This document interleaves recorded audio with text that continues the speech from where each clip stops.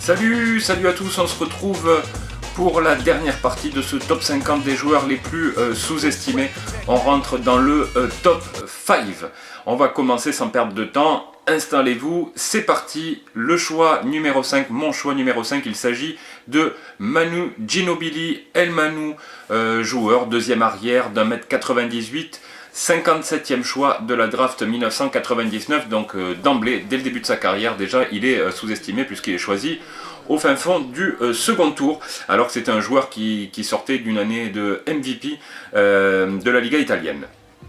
Donc drafté par les San Antonio Spurs, ses stats en carrière c'est 13,3 points, 3,5 rebonds, 3,8 passes à 44% de réussite au shoot et 36,9% de réussite à 3 points. Les stats à son prime c'est 19,5 points, 4,8 rebonds, 4,9 passes et 1,8 interceptions. Donc clairement, si on aime le basket, on aime Manu Ginobili. Un joueur atypique, incroyable, unique, capable de faire des choses que peu de joueurs de basket ont produit sur un parquet. Définition main gauche près du cercle, assez incroyable. On avait toujours l'impression qu'il allait finir par tomber ou s'éclater contre la planche, mais non, Ginobili il finit, il met des paniers et il va vous éclater des dunks de folie dans la tronche. En plus de ça, je trouve que Manu Ginobili a été aussi sous-estimé parce que son niveau de défense est quand même très bon. Et il n'a jamais été cité parmi les meilleurs défenseurs de la ligue, jamais All-NBA Defensive Team, alors que pourtant il a fait gagner un paquet de matchs à San Antonio en défense avec des interceptions au dernier moment. On a cette espèce de contre-signature de derrière, on se rappelle tous du contre sur James Harden. Et voilà, déjà en termes de défense, Ginobili a toujours été, je trouve, vraiment sous-estimé. Et voilà, animé d'un feu sacré en défense. Et je trouve qu'on voilà, on n'a jamais cité Ginobili comme un vrai bon défenseur. Et je trouve que c'est assez hallucinant. Il a fait donc toute sa carrière à San Antonio.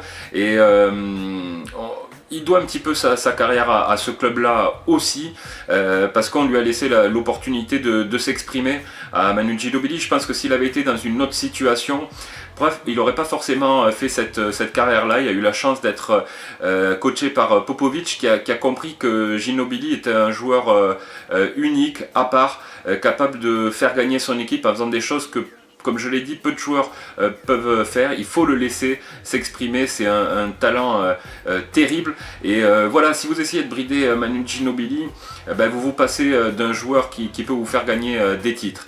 Donc il a été quasi MVP des finales en 2005, dans cette finale face à Détroit remportée dans une série de 7 matchs. Et Ginobili est vraiment hallucinant, on est vraiment dans son prime, il est très fort, il fait des décisions quand il le faut, que ce soit à 3 points, en pénétration. De toute façon, Ginobili est assez impeccable dans tous les registres.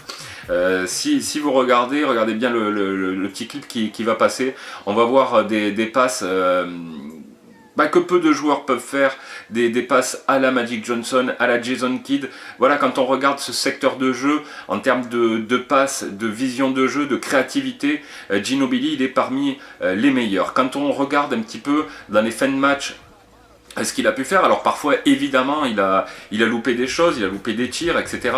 Mais bien souvent Ginobili a été extrêmement clutch. Et là aussi, dans ce domaine-là, il fait partie des meilleurs. Et voilà, alors effectivement, il a été que 2 fois All-Star et c'est pour ça que je le mets dans ce top 50. C'est un petit peu un scandale, il aurait dû avoir 4, 5, 6 sélections au All-Star Game. Alors c'est vrai que c'est pas un joueur à stats, c'est pas un gars qui plantait 30 points par match, mais par contre il faisait toutes ces petites choses qui font gagner une équipe et il a fait gagner les Spurs. Alors évidemment, il était dans ce Big Three avec Tony Parker et Tim Duncan, mais dans une immense carrière comme ça, Ginobili mérite le respect. Alors on a eu des hommages parce qu'il a annoncé sa retraite il y a quelques semaines, donc on a eu beaucoup d'hommages et c'est plus que justifié, mais malgré tout on citera jamais Ginobili comme l'un des meilleurs postes de l'histoire parce qu'il a des stats relativement faibles, 13 points par match en carrière, mais je peux vous dire que si je monte un club et si je veux un gars pour finir les actions, et ben je prends Ginobili et c'est peut-être le meilleur sixième homme de l'histoire, ou en tout cas il est dans le top 3 des meilleurs joueurs sixième homme de l'histoire. El Manu Ginobili, joueur incroyable et joueur inoubliable. On passe à mon choix numéro 4 et j'ai choisi Rasheed Wallace, le Shid, 2m08, joueur de North Carolina, drafté au 4e choix de la draft 95. Ses stats en carrière, c'est 14,4 points, 6,7 rebonds, 1,3 blocs, une interception, 46% de réussite au shoot et 33% à 3 points. Et les stats à son prime, c'est 19,3 points, 8,2 rebonds, pratiquement 3 passes décisives et pratiquement 2 contres. Alors, j'ose le dire, c'est un génie du basket. Alors c'est pas un génie comme Michael Jordan, Magic Johnson, c'est un génie en termes de collectif, de gars qui ne pensent absolument pas à ses stats, pas égoïste du tout. Il est animé d'une seule chose, c'est faire évoluer le groupe et gagner.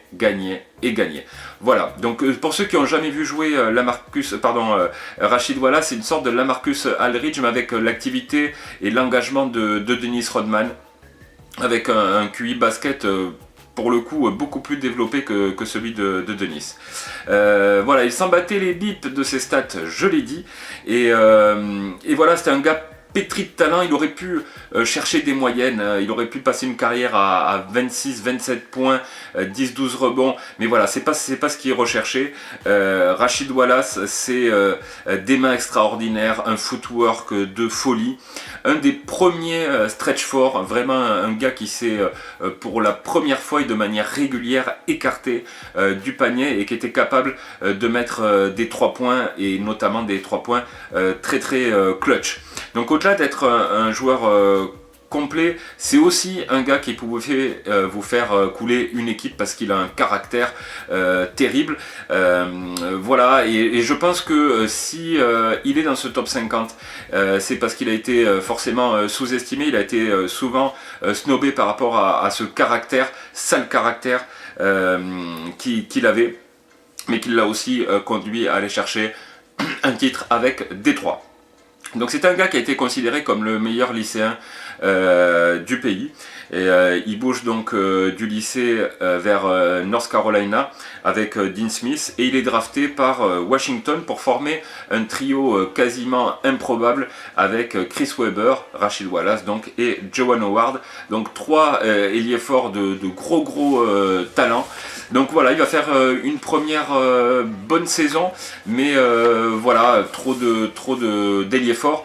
Et Washington décide de le trader vers Portland contre Rod Strickland. On en reparlera de ce petit gars. Et il devient le franchise player des Portland Trail Blazers, qu'on nommera finalement les Jay Blazers, parce que c'était une équipe composée de fous furieux avec Rasheed Wallace au top du top, au firmament. Donc en 2000, ils vont presque en finale. Ils se font éliminer par les Lakers, mais ils sont tout proches d'accrocher une finale. Donc comme je l'ai dit, c'était un gros caractère et il peut péter un câble n'importe quand. Il a un record, le record imbattable de 41 fautes techniques en 80 matchs.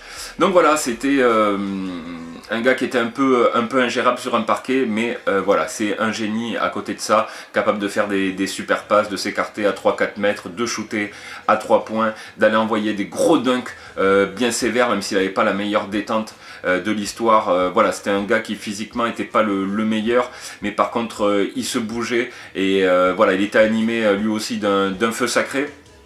Et il a un triste record, il est le 3e joueur all-time aux fautes techniques. Donc voilà, comme je l'ai dit, énorme caractère, il a créé son fameux The Ball Don't Lie. Je vous invite, si vous ne connaissez pas, à aller voir tout ça. Donc après Portland, il file à Détroit, il fait un petit crochet d'un match à Atlanta après son trade et il bouge de suite à Détroit. Il va rejoindre un groupe qui lui va parfaitement, un groupe de crevards, de joueurs revanchards. Il va former une équipe assez exceptionnelle avec Chauncey Billups, Tayshaun Prince, Ben Wallace, voilà, et tout ce groupe-là, Hamilton aussi, tout ce groupe-là va aller chercher un titre face aux grands Lakers de Shaq et Kobe. Et il en est vraiment l'un des principaux acteurs avec les Pistons. C'est cette espèce de pièce manquante, Rachid Wallace. Quand il arrive, il leur manque ça. Il leur manque cet energizer capable de réveiller les foules, de réveiller ses coéquipiers et surtout de calmer ses adversaires, le banc, le coach, parce que c'était du trash talking tout le temps, Rachid Wallace. Et voilà, il a fini sa carrière en bougeant du côté de New York, dans un rôle un peu particulier, mais vraiment c'est un joueur qu'on a tous adoré. Pareil, si on aime le basket, on aime Rachid Wallace, ses coups de folie, et voilà, il a marqué toute une génération, et je trouve que dans les classements des postes 4 de l'histoire, Rachid Wallace est oublié parce que voilà, il n'a pas produit du 30 points par match, du 16 rebonds, mais on s'en fout. Rachid Wallace, c'est juste un putain de basketteur de génie, et je le mets à cette 4e place des joueurs les plus sous-estimés de l'histoire. On va passer au numéro 3. Et j'ai choisi l'un de ses coéquipiers, Chauncey Billups, meneur d'1m90, qui a fait sa fac à Colorado. 3e choix de la draft 97, donc il avait beaucoup de hype à sa sortie d'université. Ses stats en carrière, c'est 15,2 points, 2,9 rebonds, 5,4 passes, 41,5% de réussite. C'est un tout petit peu moyen, mais par contre 38,7% à 3 points, ça c'est exceptionnel. Les stats à son prime, 19,5 points, 3,7 rebonds, 10,5 passes et plus d'une interception par match. Donc Chauncey Billups, c'est un joueur, donc, comme je l'ai dit, qui est arrivé avec pas mal de hype en NBA. Il avait fait une super carrière universitaire à Colorado. Mais il a un début de carrière mitigé, il n'arrive pas vraiment à se fixer. Il est drafté par Boston, ça se passe pas super bien, on lui laisse pas forcément les rênes de l'équipe, et il a envoyé très rapidement à Toronto puis à Denver. Il progresse tout doucement mais assez lentement, et en fait au bout de 3-4 ans on se dit bon le gars c'est un 3e choix de draft. Il n'y arrivera pas, il sera un espèce de backup de bonne qualité, mais pas plus. Et tout doucement, il arrive à se relancer vraiment à Minnesota. Et c'est pour le coup, une fois qu'il passe à Détroit, vraiment qu'il explose et qu'il se révèle aux yeux du public. Il passe 7 saisons chez les Pistons, c'est 7 saisons de très très haut standing. Là, on lui donne les clés de l'équipe, on lui fait confiance, et du coup il va rendre la confiance, puisqu'il va aller chercher un titre avec les Pistons en étant vraiment le général de cette équipe. Alors c'est un coach, c'est un joueur qui a un mental de coach, pardon.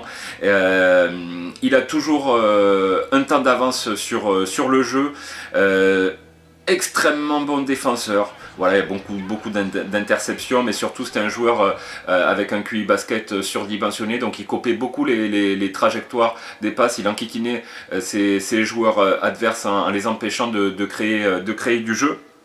Et voilà, c'est un joueur qui a prouvé qu'il était capable de se hisser parmi les meilleurs meneurs de la NBA. D'ailleurs, il va être quand même 5 fois All-Star. Je ne peux pas le mettre beaucoup plus haut que ça. Il a été MVP des finales donc en 2004 avec Détroit. C'était donc un joueur très très dur, type années 80 quand même, je trouve. Gros défenseur, un vrai poison et vraiment tanké, très solide sur ses appuis, capable de jouer en post-up à peu près n'importe quel meneur de la ligue. Il l'enfonçait parce qu'il était extrêmement puissant. Et puis dans les moments chauds, notre ami Chauncey Billups, c'est Mr. Clutch. Son surnom c'est Mr. Big Shot quand même. Donc clairement il a mis des shoots très importants à 3 points pour calmer ses adversaires, pour gagner des matchs et arriver à toucher le Graal et à remporter ce titre NBA avec Détroit.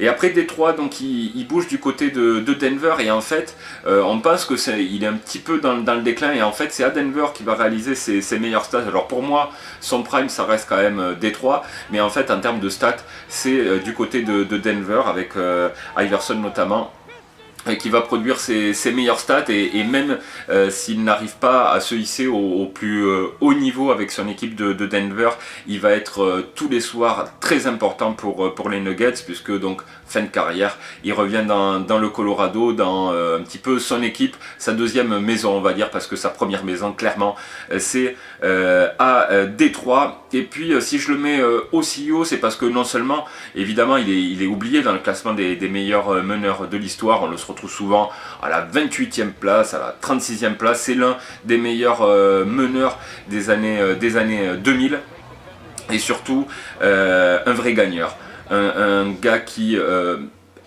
transforme son groupe, il est un vrai général sur le parquet et à ce titre là il mérite d'être cité et dans ce classement et parmi les meilleurs meneur de l'histoire, parce que c'est un meneur gagneur, un meneur qui a réussi à apporter son équipe au plus haut niveau. Voilà, Chauncey Billups, c'est mon choix numéro 3 de ce top 50 des joueurs les plus sous-estimés.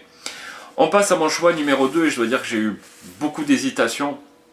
Est-ce que je le mets numéro 2, numéro 1? Voilà, j'étais à peu près clean sur les autres choix, mais là j'ai vraiment hésité. Mais j'ai choisi de mettre en numéro 2 James Worthy, Big Game James. Joueur ailier fort plutôt en fin de carrière, mais ailier à son prime de 2,06 m, qui sortait de North Carolina.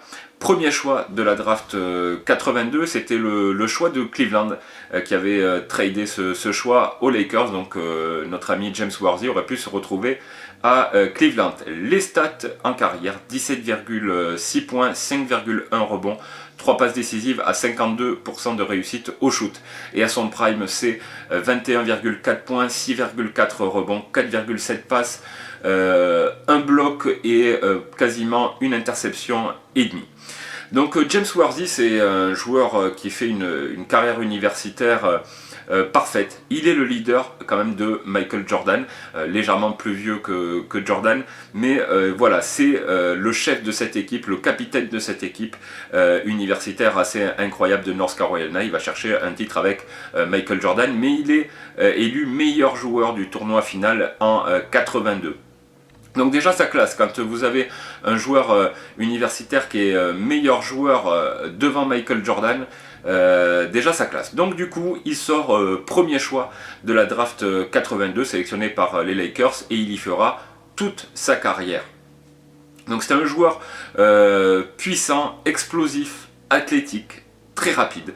C'est un joueur qui pouvait vous traverser le parquet en 8-10 foulées et aller vous péter un dunk hallucinant. Donc moi je trouve dans tous les compartiments du jeu, James Worthy est vraiment sous-estimé.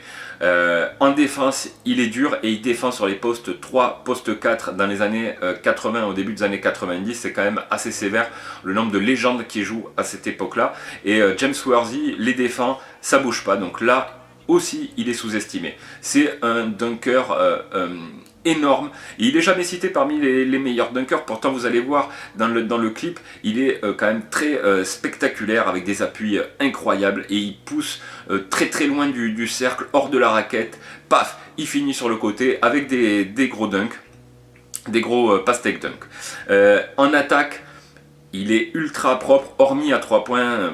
Bon, les volumes de shoot dans les années 80 à 3 points, c'était pas énorme, donc c'était pas un registre dans lequel il travaillait, mais en termes de shoot mid-range 3-4 mètres, c'est très bon, c'est la perfection. Dos au panier, comme il est très solide, très costaud, il pouvait vous enfoncer des postes 3 sans problème. Et poste 4, il est joué. Turnaround jumper, impeccable.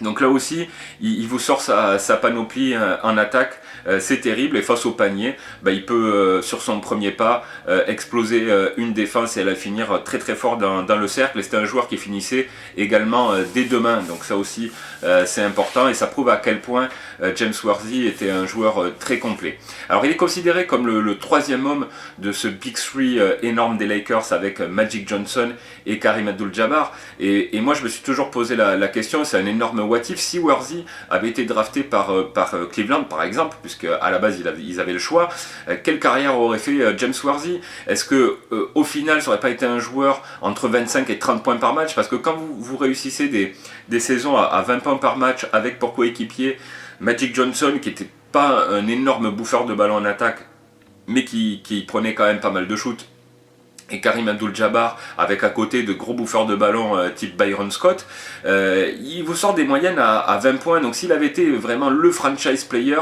moi je pense qu'il pouvait aller taper beaucoup plus haut que ça. Mais du coup, il reste quand même le troisième élément de ce Big Three des Lakers. Et voilà, à un moment de sa carrière, il y a une rumeur de trade avec Dallas. Les Lakers envisagent de l'envoyer contre Mark Aguirre et Tarpley aux Mavericks. Et bon, au final, ça se fait pas. Veto de Jerry West au dernier moment. Et je me dis, à Dallas, clairement, il aurait tapé les 30 points. Il n'y a pas de souci avec James Worthy. Il reste un Lakers, du coup, pour l'éternité. C'est un joueur qui a été très marquant avec les Google.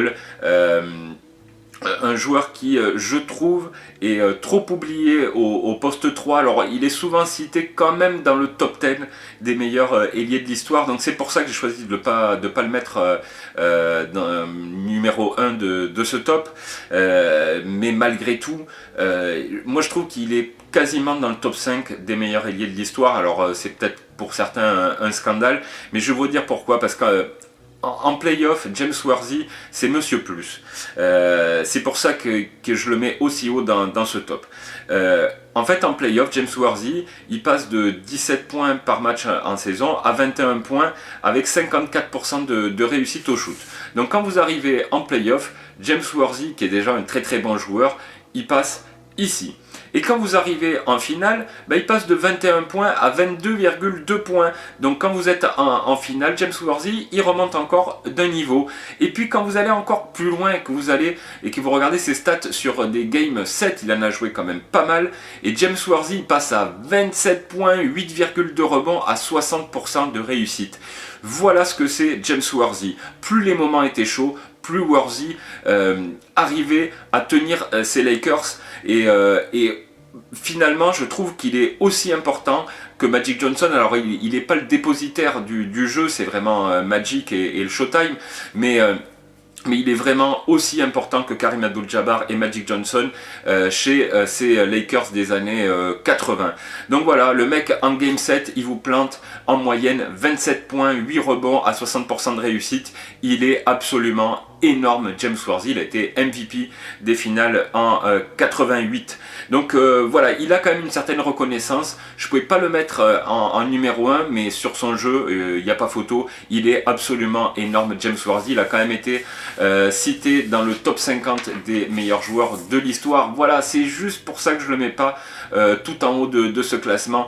Mais James Worthy, c'est un joueur inoubliable, joueur des Lakers à vie, et un joueur que évidemment j'adorais. C'est aussi pour ça, c'est un classement subjectif, mais James Worthy, il a toujours été un petit peu la troisième roue, alors on dit la quatrième roue du carrosse, mais c'est la troisième roue des Lakers, derrière Magic Johnson et Kareem Abdul-Jabbar. James Worthy, je le mets top 2 de ce top. Et puis je vais terminer avec le top 1. Voilà, on a passé 49 joueurs, c'est le dernier.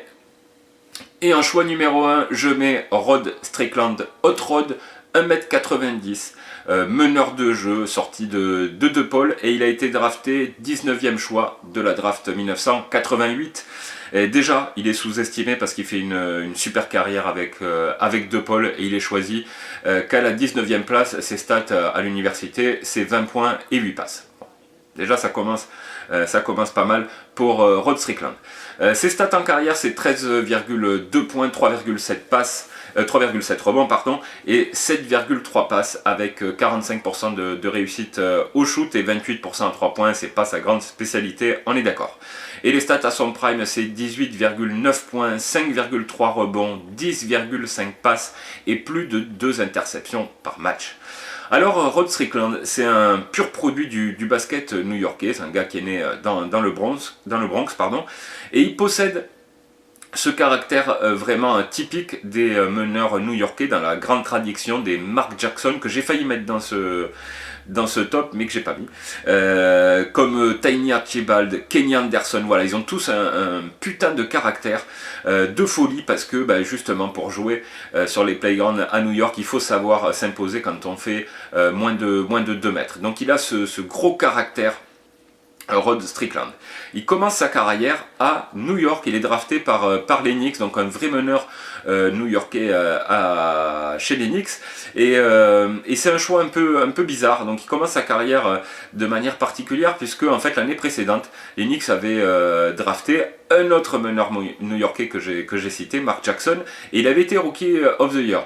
Donc il se retrouvait avec 2 meneurs pur produits new-yorkais à la main, de grands talents, choix un peu discutable déjà des Knicks à l'époque, mais bon, finalement il fait une bonne première saison en backup de Mark Jackson, mais malgré tout il est échangé en 90 contre Maurice Cheeks, et donc récupéré par les Spurs, et à partir de là donc vraiment il s'installe comme un vrai meneur titulaire dans la ligue, et il devient un des meilleurs passeurs directs de la ligue. Il va faire en fait 11 saisons d'affilée à plus de 7 passes par match, donc déjà ça calme. Et voilà, donc il fait une bonne carrière, il fait 3-4 saisons avec les Spurs, plutôt de bonne qualité. On n'a pas des Spurs hallucinants, mais ça va en play-off de manière régulière, et c'est un club plutôt sérieux. Et en 92, il signe comme free agent à Portland, et là il devient vraiment un meneur dominant sur ces 4 saisons. Il tourne à plus de 17 points et plus de 8 passes et demi par match. Donc là aussi à Portland il fait des bonnes saisons, mais il est dans un Portland post-Clyde Drexler, et il passe un petit peu à côté de cette équipe qui a connu des finales NBA, qui n'a jamais gagné mais qui était quand même en finale. Il descend un tout petit peu, mais ça reste un très très bon club de la ligue, et Rod Strickland en est leur meneur titulaire. Et ensuite, à la suite de ça, il part aux Bullets, échangé contre Rashid Wallace. Donc c'est fou, dans ce top 5 là, il y a beaucoup de joueurs qui ont été échangés ensemble, c'est assez marrant, c'est le fruit du hasard. Et donc chez les Bullets, il connaît son prime, et il continue à envoyer des moyennes autour de 18 points et plus de 10 passes. À cette époque-là, Rod Strickland, il aurait dû être déjà 2, 3, 4, 5 fois All-Star, et il n'a jamais connu une seule sélection au All-Star Game, et c'est l'une des raisons pour lesquelles je le mets top 1 de ce top 50 des joueurs les plus sous-estimés. À cette époque-là, on a B.J. Armstrong qui a été All-Star, Kenny Anderson qui a été All-Star, Mark Price plusieurs fois, c'était mérité, mais malgré tout, je crois que de mémoire, Price a été 3 fois All-Star, Michael Adams a été All-Star, Dana Barros a été All-Star, et rien, nada pour Rod Strickland, c'est une honte. Entre 94 et 99, il a toujours été dans le top 6 des meilleurs passeurs, parfois meilleurs passeurs de la ligue. Je crois que c'est en 98 ou 99, mais il a été top 2, top 4. Voilà, et au final, c'est le 12e meilleur passeur de l'histoire en carrière. Il est dans le top 25 des passes en moyenne, dans le top 30 de l'histoire des meilleurs intercepteurs. Donc voilà, c'est inexplicable pourquoi Rod Strickland n'a jamais été All-Star. Alors il a été cité une fois All-NBA Second Team et une fois joueur de la semaine. Voilà son palmarès à Rod Strickland. Une fois meilleur joueur de la semaine, une fois All-NBA Second Team. C'est un scandale, il a été l'un des meilleurs meneurs de la ligue entre 93, 94 et 2000, et il a été tout le temps oublié, à tel point que même à la fin il disait voilà, mais si on me sélectionne au All-Star Game, même pas j'y vais. C'est un pur scandale, et c'est vraiment incompréhensible. Alors, est-ce que c'est parce qu'il avait un sale caractère, ce caractère new-yorkais, un peu vilain, un peu méchant, mais vraiment très dur. Ben, moi je trouve que c'est aussi parce qu'il a ce caractère là qu'il aurait dû être All-Star. En plus c'est un gars qui était quand même très clutch, donc on ne peut pas lui reprocher dans les moments chauds de disparaître. Il suffit de voir la série en 97 face à Chicago en playoff où il est énorme, il regarde Michael Jordan droit dans les yeux et il le joue, il sort des moyennes à 20 points, 6 rebonds, 8-9 passes. Il s'écroule jamais en playoff et en plus il y participe régulièrement parce qu'il a fait 16 saisons et 17 saisons pardon et il participe 11 fois au playoff. Donc voilà, c'est le joueur le plus sous-estimé de l'histoire pour moi. Il aurait dû être All-Star plusieurs fois, All-NBA plusieurs fois et Ross Strickland il est toujours passé à côté. C'est un pur scandale et c'est donc mon choix numéro 1 pour ce top 50. Voilà, on en a fini. Je vous ai donc dressé 50 portraits de joueurs sous-estimés. Merci de les avoir suivis. On va continuer, il y a d'autres idées qui se préparent. Merci à tous, si ça vous a plu, n'oubliez pas de vous abonner. Et puis après, voilà, je vais donner quelques mentions de joueurs qui auraient dû être dans ce classement, mais que j'ai pas mis pour différentes raisons. Adrian Dantley, Doug Christie, Jason Williams, voilà, il y en a tout un tas, Pete Maravich, Rick Barry que j'aurais pu mettre également, mais voilà, il y a toujours eu des petites raisons, ou parce qu'ils étaient un peu plus reconnus, parce qu'ils ont eu un peu plus de sélection au All-Star, ou parce que je pouvais pas les blairer tout simplement, type Adrian Dantley, mais malgré tout c'est un super joueur, mais bon, voilà, je suis pas grand fan de Dantley. Mais voilà, j'espère que ça vous a plu et puis on se retrouve très bientôt. Merci encore d'avoir suivi ces vidéos. Bye bye.